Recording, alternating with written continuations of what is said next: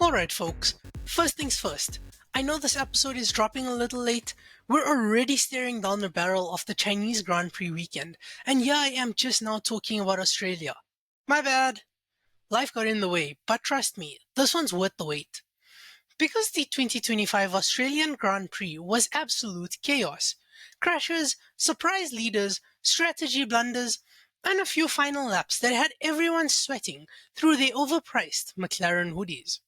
Lando Norris took victory in a season opener soaked in drama. Max Verstappen was on the hunt. George Russell grabbed a quiet but crucial podium.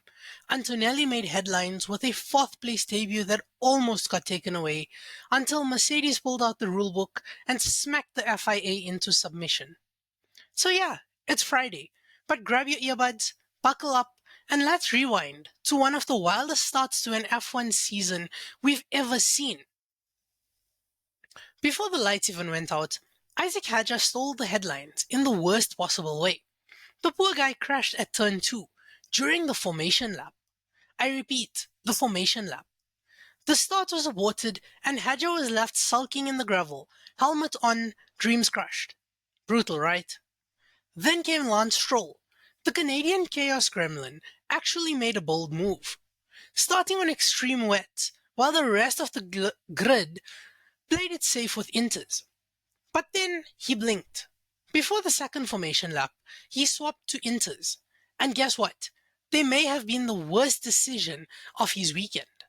The rain at the start would have rewarded him for sticking with the full wet.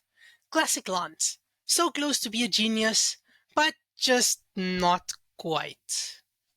Once we finally got underway, Lando Norris took off like a wet weather wizard, leading from Piastri and Verstappen. The McLarens looked composed in the early slop, controlling the pace and making it look easy. The track dried out mid-race and everyone shifted to slicks, but F1, in its infinite drama, said nope, and dropped a massive downpour right after. Cue chaos. Both McLarens went full lawnmower mode, sliding onto the grass in tandem. Norris somehow saved it and beelined to the pits. Piastri spun it at the penultimate corner and lost a ton of time. And just like that, Verstappen inherited the lead, until Red Bull made a very un-Red Bull move and left him out too long on slicks. When he finally pitted, Norris had already reclaimed the lead. Let's talk casualties. Carlos Sainz, out. Jack Doohan, the Aussie crowd barely had time to cheer before he was in the wall. Fernando Alonso, big crash, big sigh. Liam Lawson and Gabriel Bortoleto both hit the wall late, triggering the final safety car. At this point, it was less a Grand Prix and more a battle of attrition. If you made it to the end, you deserved champagne and a chiropractor. Or, well, technically you could say a Belvedere vodka, seeing as though they are one of the newer sponsors. Quick pit stop. Before we dive into the final showdown, and if you love this kind of chaos, the breakdown, make sure to subscribe, follow, and share the podcast. The F1 gods are giving us a hell of a season already, and you don't want to miss it. And while we're talking about legends, off the track, Gift of the Givers continues to be heroes in real life. They provide disaster relief, medical aid, and hope where it's needed most. Please check them out and support if you can. It's the kind of energy this world desperately needs. So, safety car bunches the field back up. Norris leading, Verstappen right behind. The rain's still falling. It was on. Max closed the gap. He got DRS. He tried everything. But Lando Norris, yes, the Twitch streamer turned F1 assassin, held firm.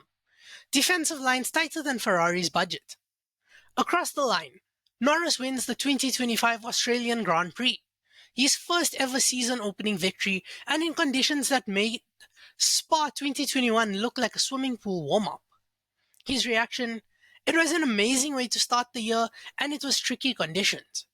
Understatement of the year, Lando. You almost turned that car into a jet ski. Let's talk about Kimi Antonelli. The rookie was sensational. He overtook Alex Albon for P4 late in the race, but was slapped with a 5-second penalty for an unsafe release. But plot twist, Mercedes filed a right of review with the FIA and won.